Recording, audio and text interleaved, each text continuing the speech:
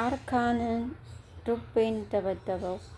ቤቱ ድረስ በመሄድ አርካን ዱቤን የሚገባውን ቅጣት ሰጠው። ሰላም ጤና ይስጥልኝ ውድና የተከበራችሁ የቻናል ቤተሰቦች እንዴት ሰነበታችሁ? እኔ ጋር እግዚአብሔር ይመስገን ሁሉ መልካም ነው። ሲኖላ ድራማ ክፍል 8ን ይዤላችሁ መጥቻለሁ። በክፍል 7 ላይ እንዳየነው እንግዲህ ሲኖላን አቶ ዱቤ እና ሚላት በመማከር በመመሳጠር አስደብድበዋት ወድቃ እንደነበር ሲኖላን እንድታነሳት እኔ የሚገባትን አሰጥቻታለሁና ቶሎ ካልደረስክላት ደሟ ፈሶ ትሞታለች የሚል መልእክት እንግዲህ ከዱቤ ስልኩን ደብቃ ሚላት ልካለት ነበር በዱቤ ስልክ ለአርካን። አርካንም ሜሴጁን አይቶ በፍጥነት ካለችበት ሂዶ ሲኖላን አዝሎ እንዳመጣት ከዛም አይዞሽ ብሎ ቤት እሷን አስቀምጦ ከቤት እንደወጣ ነበር ያቆም ነው። ለማስታወስ ያህል ነው። ክፍል 8 ደግሞ ዛሬ እንግዲህ አቶ አርካን ዱቤ ቤት ሂዶ ዱቤን የሚገባውን ቅጣት ሰጥቶት በድጋሚ አጠገባችን እንዳደርስ ብሎ አስፈራርቶ ጭምር ተመልሶ መጥቷል።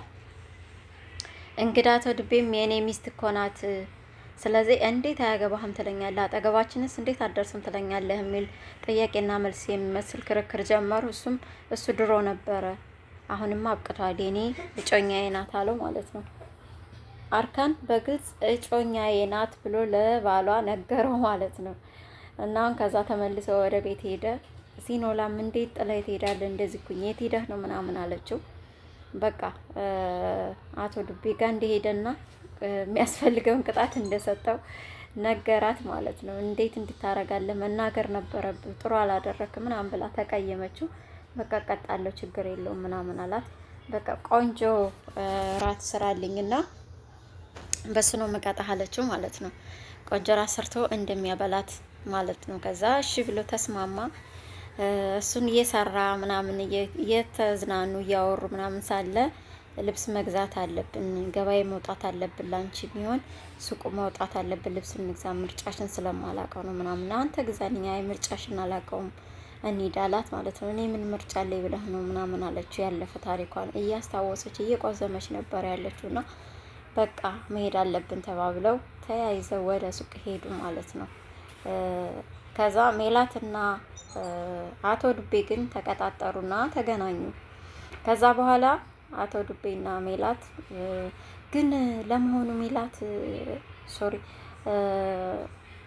ሲኖላ ግን ሚስትህ ነበረች? የእውነት ሚስትህ ነበረች አለች። አዎ። እንዴ ምን ሆነሽ ነው? አዎ ሚስቴ ነበረች አለ። ፊርማ ነበራችሁ ሲላት፣ አዎ ያ የተጃጃለ አባቷ አልተፈራረምን ብሎ ሲላት እኮ የግድ ተፈራርመናል፣ ስለዚህ ፊርማ አለን አላት ነው። እና ፊርማ እያለ እንዴት ዝም ትላለህ? እንዴት አሁን እኮ በፊርማ ላይ በትዳር ላይ ሌላ ትዳር በሚል ከሳ ሁለቱንም እስር ቤት እንደበሰብሱ ማድረግ ትችላለህ ብላ መከረችው ማለት ነው። ከዛ እሱ ደግሞ እንደዚህ የሚባል ህግ አለ እንዴ አላት። አዎ አለ፣ በደንብ ትችላለህ አለችው። በጣም ደስ አለው። በቃ አሁን እናድርገው ምናምን አለ። ተረጋጋና እኔ ማውቀው ጠበቃ አለኝ፣ እኔ ጠበቃውን አናግረውና ወደ አሁኑ በፍጥነት ክስህን ትጀምራለህ ብላ አጽናናችሁ ወይም አጠናከረችው ማለት ነው። ምክንያቱም ሜላትም ትናደዳለች፣ እነሱን መበቀል ትፈልጋለች። አርካንም ደግሞ ጮኛዬ ናት ብሎ ስለነገረው ይህንኑ መልሶ አቶ ዱቤ ለሜላት አስረድቷታል። ለእሷ ደግሞ የመስማት የመርዶ ያህል ነው።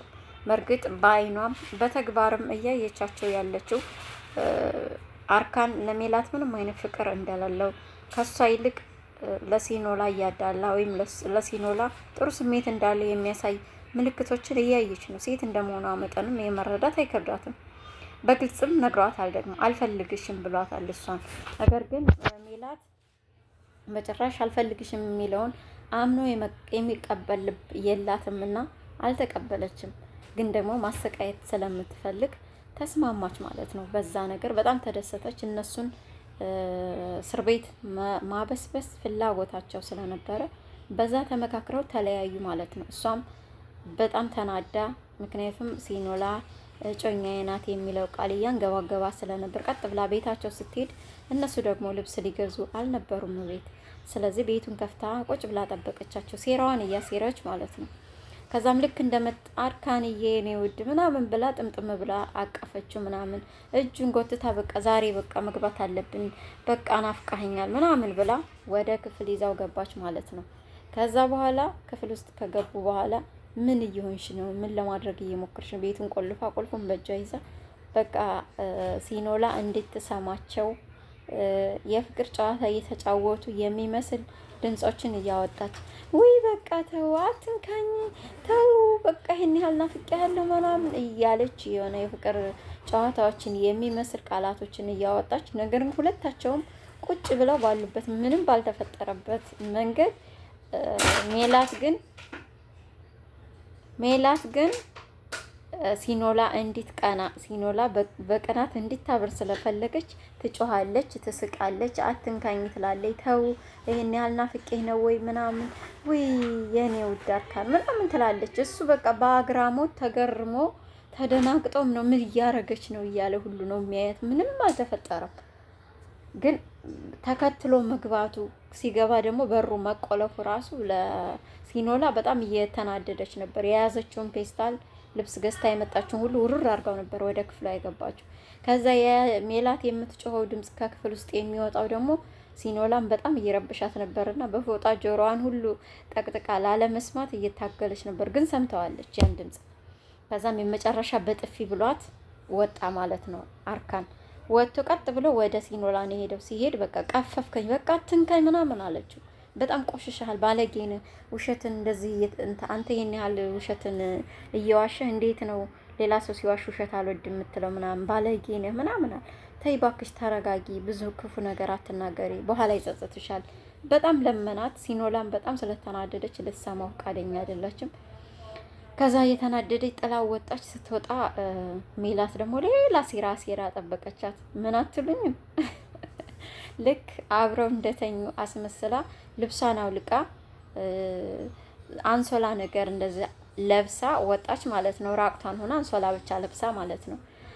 ውይ እንዴት እንደደከመ ብታይ ሲኖላ፣ ሻወር መውሰድ እፈልጋለሁ አርካን፣ ይሄን ያህል በጣም ናፍቆት ነበር ገላዬ ማለት ነው ምናምን እያለች በቃ እሷን ቅጥል የሚያረግ ስሜት እየነገረች ታሳብዳታለች ማለት ነው። ከዛ መካከል በቃ መጨረሻ ውሃ ሙቂልኝ ሻወር መውሰድ እፈልጋለሁ ግን በጣም እንዳቃጠለኝ አልፈልግም፣ ቀዝቃዛ ስለሆነ ብቻ ትንሽዬ ነው እፈልግ ምናምን እያለች ሲኖላ እስክታብር ድረስ ጋተቻት ማለት ነው። ይሄንን መርዝ ሀሳቧን ያንን ሁሉ ስታደርግ አርካን ሲኖላ ክፍል ቁጭ ብሎ አይሰማም የምታደርገው ሜላት። ከዛ ድንገት ሲወጣ ራቅቷን ቁማ አንሶላ ብቻ እንደለበሰች ሁለታቸው ተፋጠው ቁመው አገኘ። ምንድን እያረግሽ ነው? ምንድነው አላማሽ? ምንድነው ፍላጎትሽ? ምናምን አላት። ኦ አርካን በድጋሚ ፈልገህ ነው? አሁን ደግሞ በድጋሚ እንግባ ክፍል ምናምን እያለ እጇን ጎትቶ ወደ ክፍል አስገባትና ምን ለማድረግ እየሞከርሽ ነው? በዚህ መንገድ እኔን ያንቺ ማድረግ ፈልገሽ ከሆነ በጭራሽ አይሳካልሽ ምናምን አላት። በጣም ተናዶ ጥሏት ወጣ ማለት ነው። ከዛ ወደ ሜላት ሄዶ ወደ ሲኖላ ሄዶ አሁንም በድጋሚ ሊያስረዳት ሞከረ። በጭራሽ ልታምነው አልፈለገችም። ሲኖላም በጣም ስለተናደደች በቃ አርካን በጣም ተበሳጭቶ በጣም ተናዶ ሳሎን ሄዶ ቁጭ አለ። ሜላት ግን በድጋሚ አሁንም ሌላ ሴራ ማሴር ጀመረች። እንደምታዩት ሶፋዋ ላይ ቁጭ ብላ አልጋዋ ላይ ቁጭ ብላ አሁንም ሲኖላን ጠራቻት። በጣም ደከመኝ በድጋሚ እኮ እባክሽ ውሃ ሙቆልኝ ከሆነ ሻወር ልውሰድ ምናምን አለቻት። መውሰድ ትችያለሽ፣ ስራዬን ጨርሻለሁ። ከዛ አንሶላውን እጠቢ አለቻት እንጂ አንሶላውን እጠቢሽ፣ አንሶላው በጣም ቆሻ፣ አንሶላውን እጠቢና ቀይረልና እኔ ያንቺን አንሶላ ማጠብ ግዴታ የለብኝም፣ አላጥብም፣ እራስሽ እጠቢ። እኔ እኮ ደክሞኝ ነው፣ ምን አለበት ብታጥቢ፣ አንቺ ደግሞ የሰው ደስታ ያስደስትሽ፣ ምቀኛ ነገር ነሽ ምናምን አለቻት ማለት ነው። እንደዛ ብላ ሲኖላም በጣም ተናዳ ከዛ ጠላት ወጣች፣ ክፍሏ ገባች ማለት ነው። ከዛም ሜላትም እንግዲህ አቶ ድቤ ደወለላት።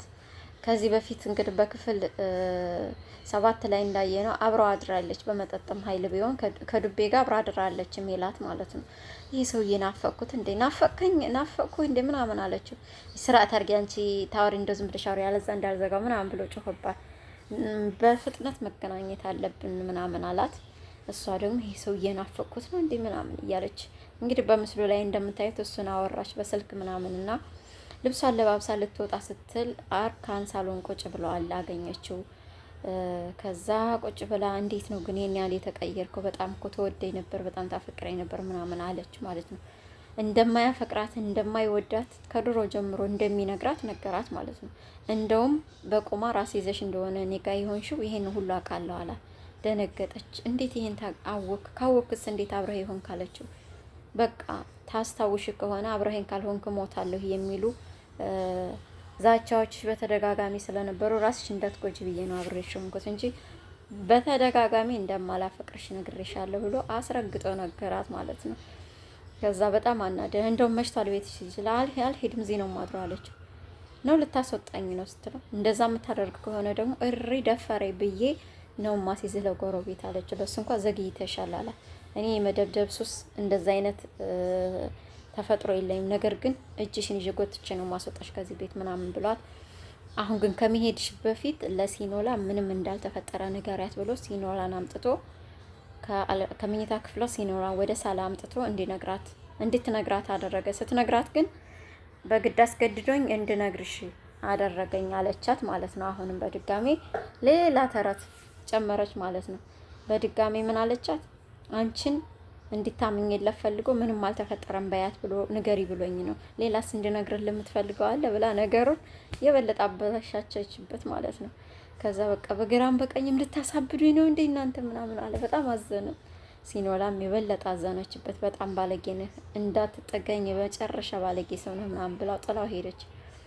ተከትሎ ወደ ኩሽና ከገባ በኋላ ሽንኩርት እየከተፈች ነበር ሲኖላ እና እንዳትጠጋኝ ላይህ አልፈልግም፣ እንዳትጠጋኝ መሄጃ ነው እንጂ ያጣሁት እኮ ክብር የሌለኝ ሴት አይደለሁም፣ በቃ እንዳትቀርበኝ ምናምን አለች። እሱ ግን ተይ ሲኖላ እባክሽ ተረጅኝ እባክሽ፣ በቢላዋ ያነሳሽ ታዲያ ልትወጊ ነው ምናምን እያለ ቀረባት። የመጨረሻው ግን በጣም የሚያሳዝን ሲኖላ አርካንን በያዘችው ቢላው በንዴት ወቅተዋለች። ውዶችዬ እስካሁን አብራችሁ ስለነበራችሁ ከልብ ያመሰግናለሁ። ከመጣችሁ አይቀር ደግሞ ላይክ እና ሼር ሰብስክራይብ ማድረጋችሁ ማይረሳ። ክፍል 9 እንግዲህ ምን ይፈጠር ይሆን? ሲኖላስ በጸጸት ምን ትሆን ይሆን? አርካንስ የእውነት ወቅታው ተጎድቶ ይሆን? አብረን የምናይ ይሆናል። አመሰግናለሁ።